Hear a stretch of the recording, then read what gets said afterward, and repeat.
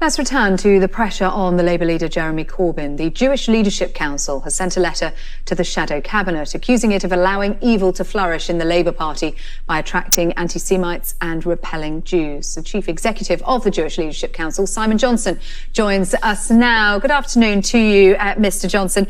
You're not pulling any punches with this letter, are you? What prompted you to send it now?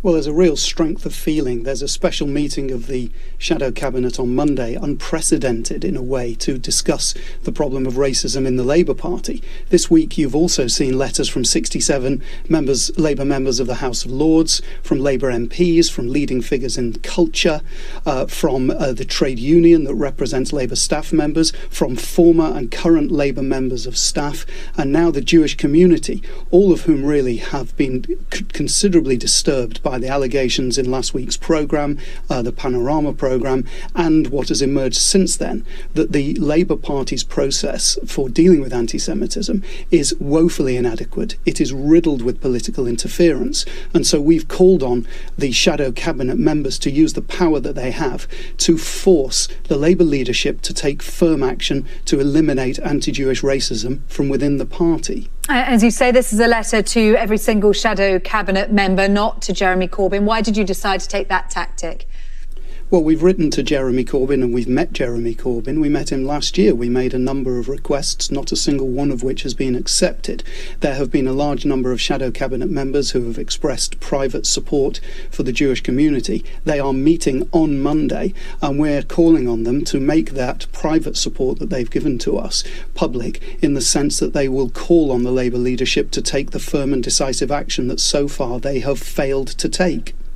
The Labour Party today saying that they are taking decisive action against anti-Semitism. They've doubled the number of staff dedicated to dealing with complaints, swiftly suspending and taking robust action against individuals. When you met Jeremy Corbyn, what impression did you get from him? Did you feel that he was on board and ready to tackle this?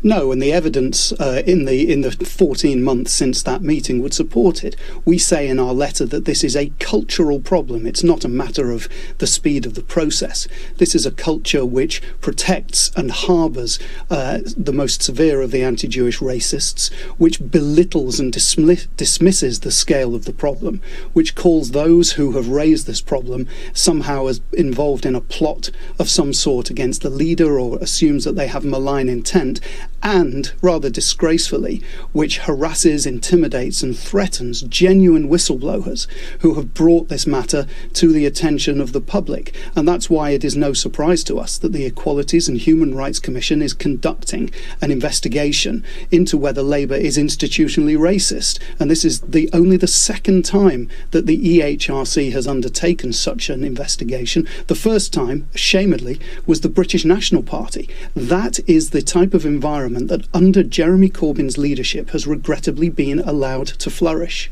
The Labour Party, of course, has said that it will cooperate fully with that investigation and that review by the EHRC. You point the finger pretty close to Jeremy Corbyn in this letter, don't you? Well, he is the leader of the party. He controls the levers of power within the party. His allies are in control of the NEC. And of course, we have evidence from the programme last week that members of his office are politically interfering in the process. There is a teaching in Jewish religious teaching that silence is equivalent to agreement. That if you are silent in the face of evil or something that you disagree and you fail to take steps to stop it, then you yourself are complicit. And that is the accusation that we are making against Jeremy Corbyn, irrespective of whether he believes that he is against all forms of racism. He has been too silent in the face of the anti-Jewish racism that has flourished under his leadership, and therefore, under our religious teaching, he is complicit in the problem. He has, of course, denied being anti-Semitic. He has said that the party is doing everything that it can. He has admitted that the response was too slow, but says that action has now been taken. I want to get your response, though, Simon, to a story broken by our correspondent Tom Rayner in the last hour. And this is a series of leaked emails in which Jeremy Corbyn's top aide instructed party officials to compile a dossier setting out how the party's highest disciplinary body could be challenged. What's your response to that?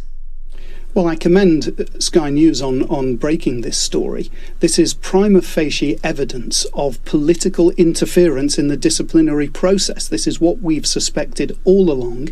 This is exactly what the EHRC is going to investigate. The interesting thing about the evidence that Tom Rayner presented is that those leaked emails were sent just 2 weeks after we met with Jeremy Corbyn and with Carrie Murphy and with Jenny Formby and Seamus Milne. And just 2 weeks later, after we told them that they have to deal with the case of Jackie Walker swiftly, we see prima facie evidence of political interference in that process. The case of Jackie Walker was not dealt with for another 9 or 10 months. Now, that is not zero tolerance of anti-Semitism, and that is not responding to the legitimate and fairly made representations that the Jewish community directly made to Jeremy Corbyn and the members of his office. Simon Johnson, thank you very much indeed for talking to us this afternoon. Simon Johnson there from the Jewish Leadership Council. This is